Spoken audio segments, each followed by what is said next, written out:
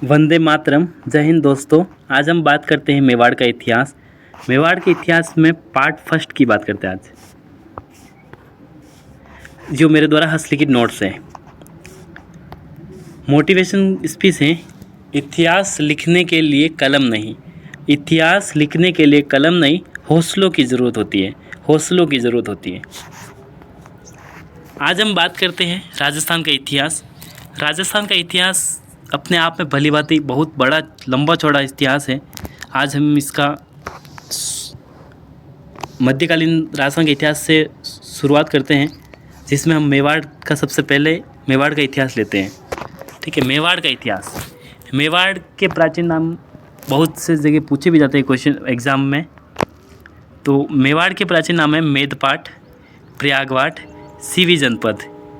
CV जनपद मध्यमिका भी कहा जाता है। मध्यमिका राजधानी है ये सीवी जनपद की, मध्यमिका। ठीक है, आज हम बात करते हैं गोहिल वंश। गोहिल वंश की स्थापना 567 ईस्वी में की थी। 567 ईस्वी में की थी। गोहिल वंश की 100 शाखाएँ थी, जिसमें मेवाड़ के गोहिल सबसे प्रमुख थे। ठीक है, गोहिल वंश की जो शासक है वो सूर्यवंशी हिंदू शासक है।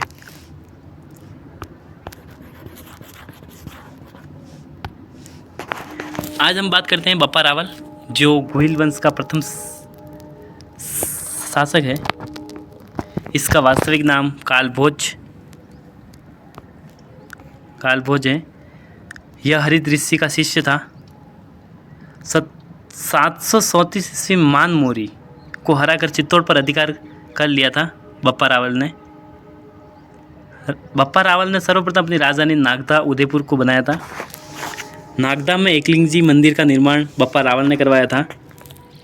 मेवाड़ के शासक स्वयं को एकलिंग जी का दीवान मानते हैं। मेवाड़ के शासक स्वयं को एकलिंग जी का दीवान मानते हैं। बप्पा रावल मुस्लिम सेना को हराते हुए गजनी तक चला गया था तथा वह वहाँ के राजा सलीम को हरा दिया तथा अपने भांजे को महाराजा बनाया। रावलपिंडी पाकिस्तान शहर का आज भी नाम बप्पा रावल के नाम से जाना जाता है। बप्पा रावल के नाम से या उनके कारण से जाना जाता है। सीवी वैद ने बप्पा रावल की तुलना चार्ल्स मार्टेल से की है, जो फ्रांस का कमांडर था। मेवाड़ में सर्वप्रथम सोने के सिक्के प्रारंभ किए थे बप्पा रावल ने।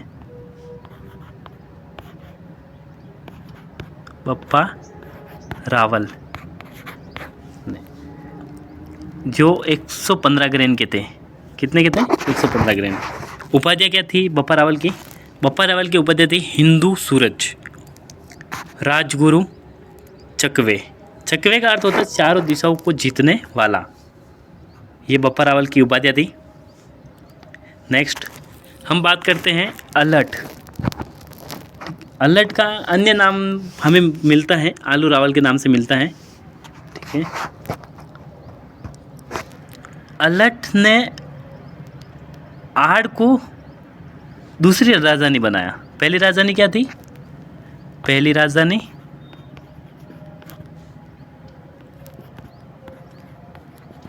थी नागदा, जो उदयपुर में थी।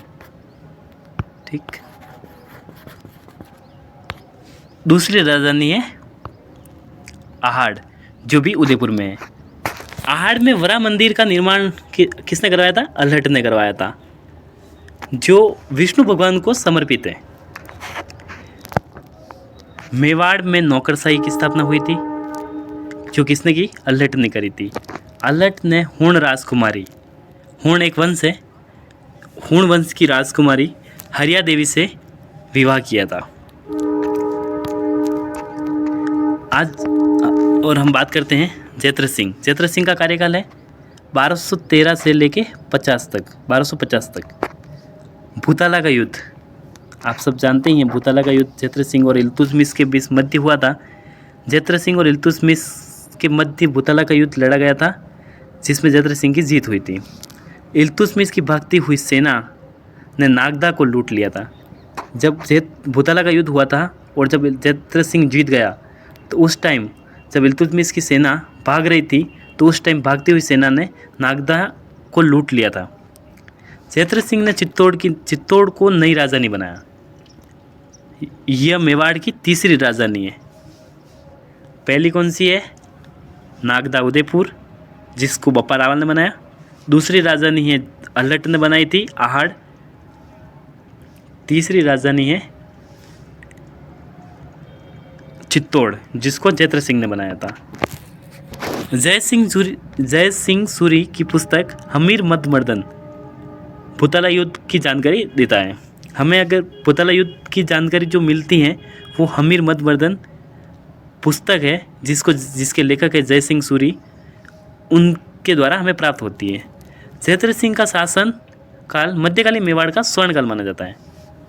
सबसे शक्तिशाली नेता था मध्यकालीन मेवाड़ का जयद्रथ सिंह। हम बात करते हैं रतन सिंह। रतन सिंह का कार्यकाल 1302 से 1303। इसका छोटा भाई कुंभकर्ण, रतन सिंह का छोटा भाई कुंभकर्ण नेपाल चला गया था। वहाँ गुहिल वंश की राणा शाखा का शासन स्थापित किया था। किसने किया था नेपाल में? कुंभकर्ण ने।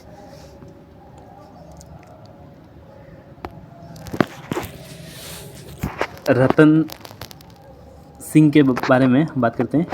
अलाउद्दीन खिलजी का चित्तौड़ पर आक्रमण हुआ था 1303 में। अलाउद्दीन खिलजी का चित्तौड़ पर आक्रमण कब हुआ था? 1303 में। इसका कारण क्या था? आक्रमण क्यों किया? इसके कारण भी तो होंगे आक्रमण करने के। तो आक्रमण करने के कारण थे अलाउद्दीन खिलजी की साम्राज्यवादी नीति। कौन सी नीति थी? साम्राज्यवादी नीति। चित्तौड़ का व्यापारिक और सामरिक महत्व होने के कारण इस पे उसने आक्रमण किया था। सुल्तान की प्रतिष्ठा पर प्रश्न इसलिए रहा, समर सिंह ने टैक्स देना बंद कर दिया था।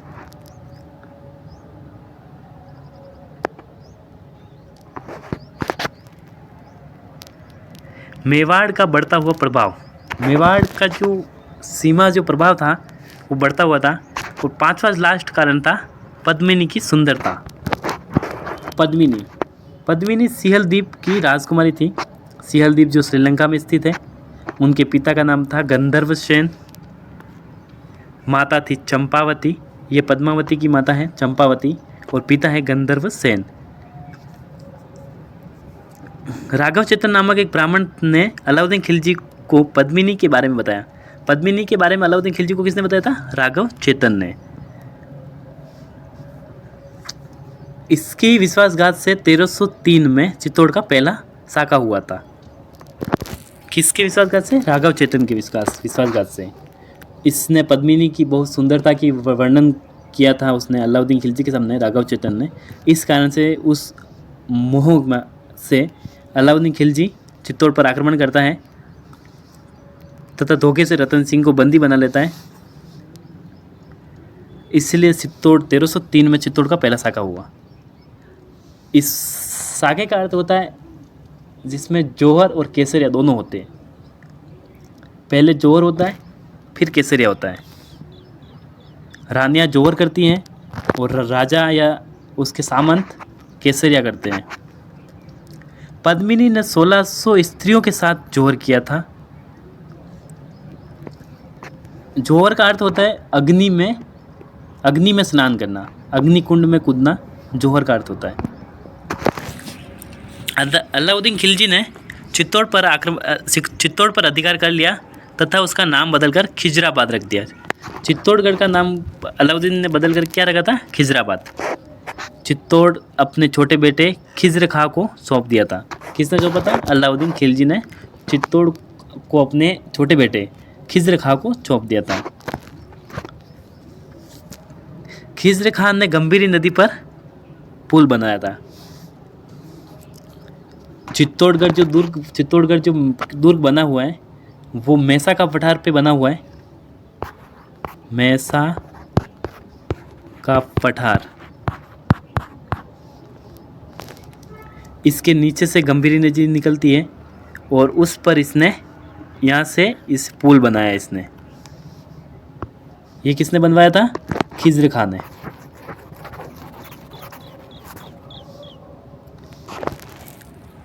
खिज़्र खान ने यहाँ पर मकबरे का निर्माण करवाया था, दुर्ग के अंदर, किले के अंदर। खिज़्र खान ने यहाँ मकबरे का निर्माण करवाया था। इस मकबरे के फारसी लेख में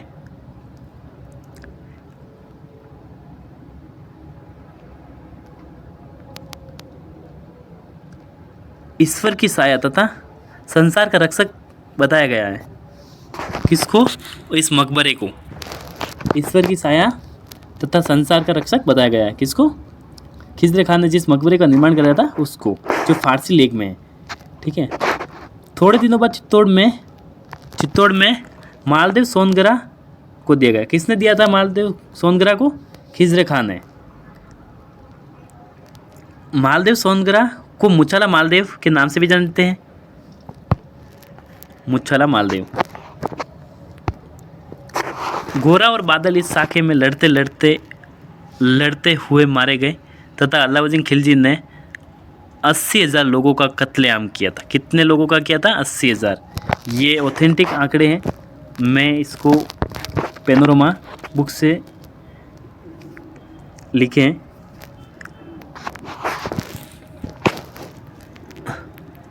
मलिक मोहम्मद जायसी, इसकी पुस्तक है, कौन सी पुस्तक है? पद्मावत, जो अवधी भाषा में 1540 में लिखी गई थी। किसने लिखी थी ये पद्मावत पुस्तक? मलिक मोहम्मद जायसी ने। ठीक है।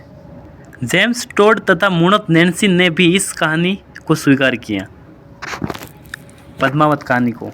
सूर्यमल मिशन ने इस कहानी को अस्वीकार किया। किसने अस्वीकार किया था? तो सूर्यमल मिशन ने। और किसने स्वीकार किया था? तो मुणत नैन्सी ने और जेम्स टोड ने। अमीर खुसरो की पुस्तक है ख्वाजाइन उल फुतू। अमीर खुसरो की पुस्तक है ख्वाजाइन उल फुतू तारीख ए अलाई में चित्तौड़ आक्रमण का वर्णन मिलता है। अलाउद्दीन खिलजी ने जो आक्रमण किया था उसका वर्णन हमें कहाँ मिलता है? अमीर खुसरो की पुस्तक है खजाइन उल फुतू।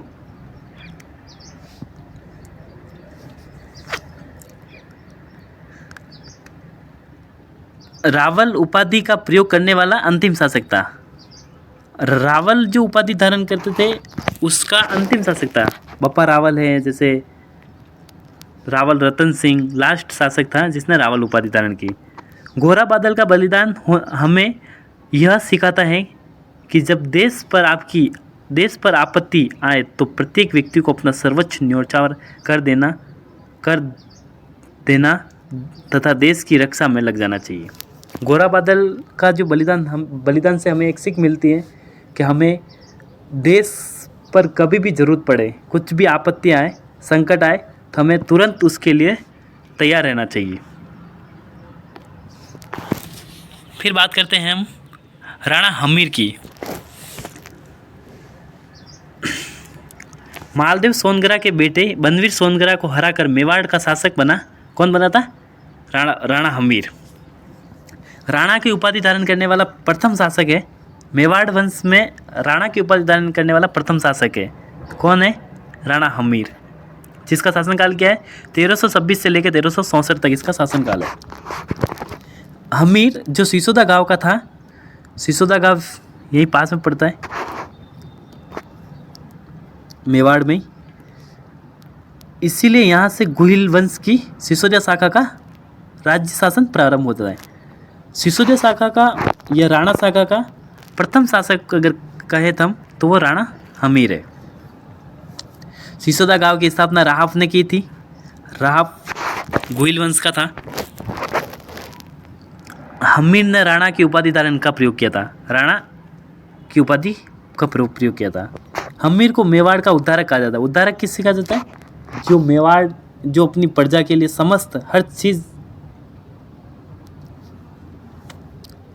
जो दान में दे दे उसको उद्धारक कहते हैं। तो इस हमीर ने बहुत कुछ अपने जनता प्रजा के लिए बहुत कुछ किया था। कुंभलगढ़ प्रशस्ति में हमीर को विषम घाटी पंचानन का। विषम घाटी पंचानन मतलब किसी भी परिस्थिति में हमेशा तैयार आदमी। यह एक ऐसा राणा था जो हमेशा तैयार रहता था। रसिक प्रिया में हमीर को वीर राजा कहा है। रसिक प्रिया एक पुस्तक है जिसमें राणा हमीर को वीर राजा कहा गया है। हमीर ने चित्तौड़ में बरबड़ी माता का निर्माण कराया। बरबड़ी माता मेवाड़ के गुहिल वंश की इष्ट देवी है। बरबड़ी माता गुहिल वंश की इष्ट देवी है, जबकि बायण माता जो है, बायण माता वो गुहिल वंश की कुल देवी है। नोट में लिखना आप, बाण माता जो है वो मेवाड़ के जो गुहिल वंश है उनकी कुल देवी है बाण माता, जबकि बायण माता जबकि बरबड़ी माता मेवाड़ के गुहिल वंश की इष्ट देवी है बरबड़ी माता। हम बात करते हैं राणा लाखा या लक्ष्य सिंह की। 1382 से लेकर 1421 तक का इनका शासनकाल था। इनके टाइम में जावर उदयपुर में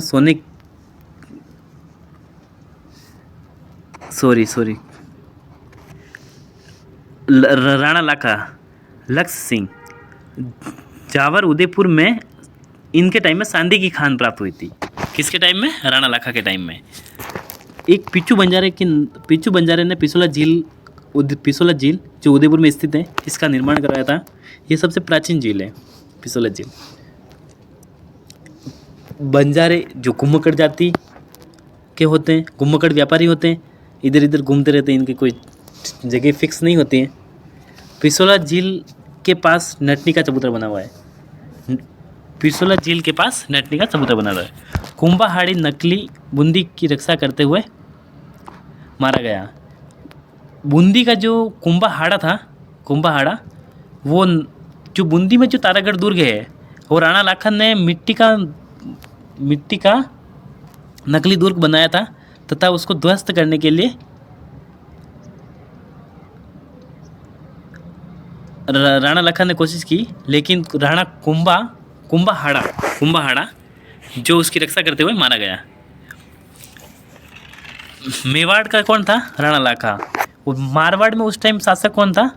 चुंडा की पुत्री कौन थी? हंसाबाई और पुत्र था रणमल। हंसाबाई का जो विवाह है वो राणा लाखा से हुआ है। राणा लाखा का पुत्र था चुंडा, जिसको मारवाड़ नहीं मेवाड़ का भीष्म पिता कहते हैं। मेवाड़ का भीष्म पितामह कहते हैं। किसको कहते हैं? चुंडा को। मारवाड़ के राजा चुंडा की बेटी हंसाबाई की शादी मेवाड़ के राणा लाखा के साथ हुई थी। किसके साथ हुई थी? राणा लाखा के साथ। कहाँ की थी वो राजकुमारी? मारवाड़ की। कौन थी? हंसाबाई। इस समय लाखा के बेटे चुंडा ने प्रतिज्ञा की कि वह मेवाड़ का अगला राजा नहीं बनेगा। हंसाबाई के बेटे को मेवाड़ का अगला राजा बनाया जाएगा। चुंडा को मेवाड़ का भीष्म कहा जाता है। चुंडा को इस बलिदान के कारण कई विशेषाधिकार दिए गए थे। पहला था मेवाड़ के 16 प्रथम श्रेणी ठिकानों में 4 चुंडा को दिए गए। इसमें सलूम्बर उदयपुर को भी शामिल किया गया था। किसको शामिल किया गया था? सलूम्बर उदयपुर को। सलूम्बर का सामंत मेवाड़ का सेनापति होगा। सलूम्बर का सामंत मेवाड़ का राजतिलक करेगा।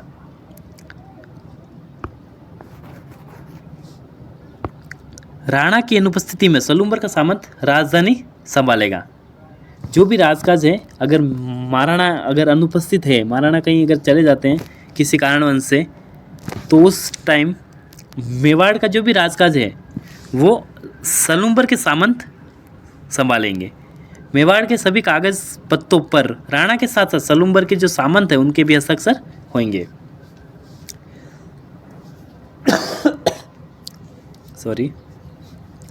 मेवाड़ के प्रशासन में सलूम्बर का क्या महत्व था, तो ये हमने आपको ऊपर बता दिया। ये जो 5 बिंदु हैं ये इसके प्रशासन में सलूम्बर का महत्व है। ये हमारा क्वेश्चन था। अच्छा, हरावल श्रेणी किसको कहते हैं? हरावल का अर्थ होता है सेना की जो अगली टुकड़ी होती है, और चंदावल जो होती है सेना की पीछे वाला जो भाग होता है। चंदावल पीछे वाला भाग, हरावल आगे वाला भाग। मोकल, मोकल का कार्यकाल था 1421 से लेकर 1433 तक। यह हंसाबाई का पुत्र था मोकल।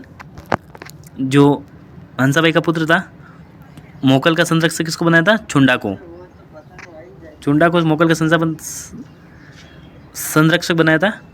हंसाबाई के अविश्वास के कारण छुंडा मालवा चला गया था। किसके अविश्वास के कारण? हंसाबाई के। और मालवा का उस टाइम शासक कौन था? होंगशा मालवा का शासक था। हंसाबाई का भाई रणमल जो मोकल का संरक्षक बना, उसके बाद चुंडा के बाद मोकल ने एकलिंग मंदिर की 4 दीवारी का निर्माण करा। एकलिंग जी के जो परकोटा है, 4 और परकोटा जो बनाया है, वो उसका निर्माण किसने करवाया? मोकल ने। चित्तौड़ में एक मंदिर है समधेश्वर मंदिर, इसका पुनर्निर्माण भी किसने करवाया? मोकल ने। पहले इस मंदिर का नाम क्या था? त्रिभुवन नारायण मंदिर था, तथा भोज परमार ने इसका निर्माण करवाया था। भोज परमार।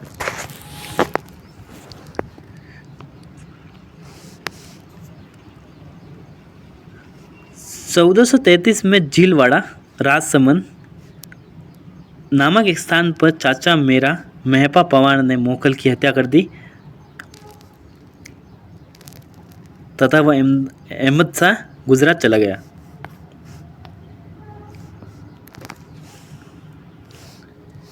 जय हिंद। आज का हम यहीं तक समाप्त करते हैं। कल हम नया पार्ट लेके आएंगे, पार्ट 2। आप सभी इस चैनल को लाइक, सब्सक्राइब कर दें और कमेंट ज़रूर करें कि वीडियो कैसा लगा। कुछ सुधार हो तो मैं करने के लिए तैयार हूँ। आप कमेंट के ज़रिए मुझे बताइएगा।